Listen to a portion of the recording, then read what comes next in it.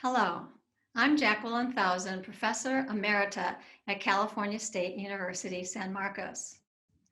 My topic today is inclusion and diversity with a focus upon inclusive education for children and youth with disabilities.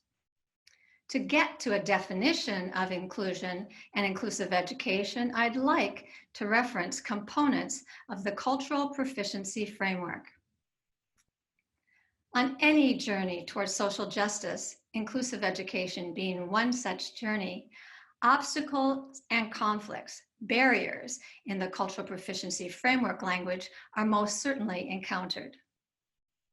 The first step to overcoming barriers is to be aware that they even exist and serve as deeply held assumptions that influence our behavior. Many barriers, as you know, are grounded in historic systems of oppression, racism, sexism, ethnocentrism. These isms are persistent and often go unexamined and so remain in place. In the realm of special education, a deeply held assumption about ability and ableness is known as ableism. Smith and colleagues succinctly describe ableism as a form of discrimination or prejudice against individuals with physical, mental, or developmental disabilities, characterized by the belief that these individuals need to be fixed or cannot function as full members of society. As a result of these assumptions, individuals with disabilities are commonly viewed as being abnormal rather than a member of a distinct minority group. Bicklin and Burke further identify a particular form of ableism in schools, namely the presumption of incompetence of students with the most extensive support needs. Busting this ableism barrier involves taking on what Anne Donnellan calls the criterion of least dangerous assumption. To quote, "The least dangerous assumption is the presumption that students with disabilities are competent and able to learn, because to do otherwise would result in harm, such as fewer educational opportunities, inferior literacy instruction, a segregated education, and fewer choices as an adult. The most dangerous assumption is to fail to presume competence, intelligence, and potential for growth. In contrast, the criterion of least dangerous assumption presumes competence at all times for all persons, a presumption foundational for inclusive education." So, what is inclusive education? My husband and colleague, Richard Villa, and I define inclusive education as both a vision and practice.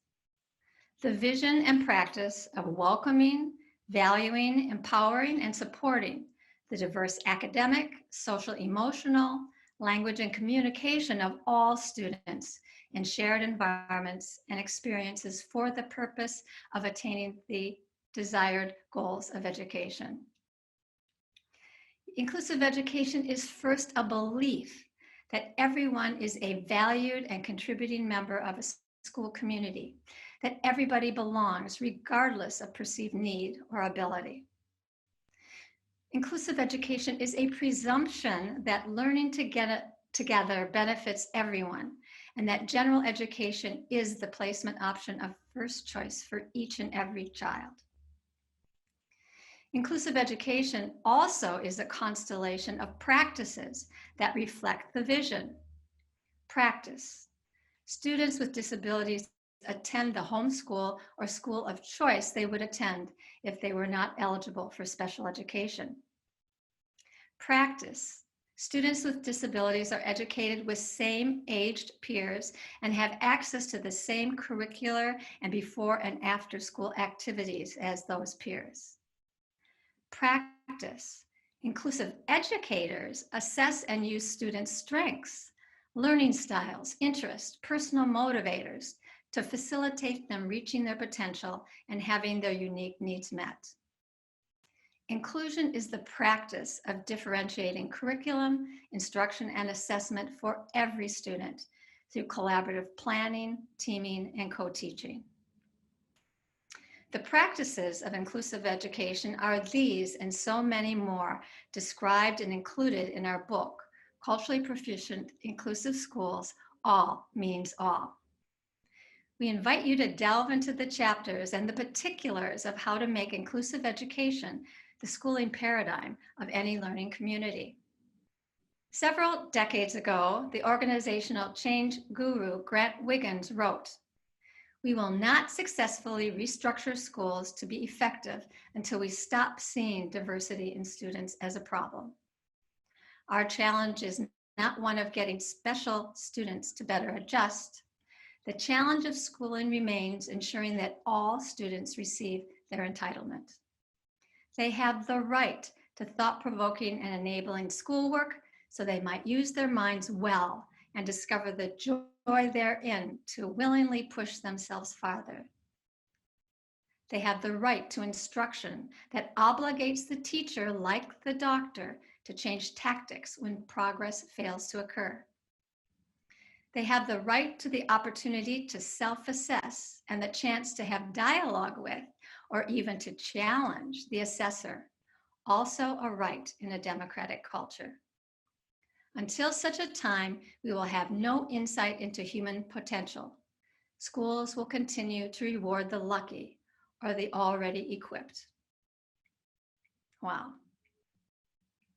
Given our definition of inclusive education and this Wiggins quote, I'd like to close by returning to the first of the essential elements, assessing culture, and pose 4 questions to help us assess our community's cultural knowledge regarding student diversity and inclusive education.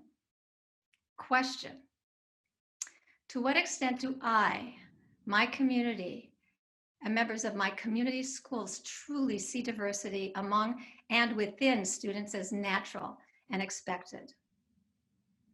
To what extent is differentiated curriculum, instruction, and assessment seen as a human right? Question: to what extent do we view the opportunity for our students to dialogue with and even challenge her teacher's assessment as a right of democratic culture? To what extent are our schools truly inclusive, welcoming, valuing, empowering, and supporting all students, supporting their diverse academic, social, emotional, language, and communication learning? Thank you so very much for spending these several minutes with me exploring inclusive education in the context of the Cultural Proficiency Framework. Pick up our book and dive deeper, and feel free to contact me at any time for continued dialogue.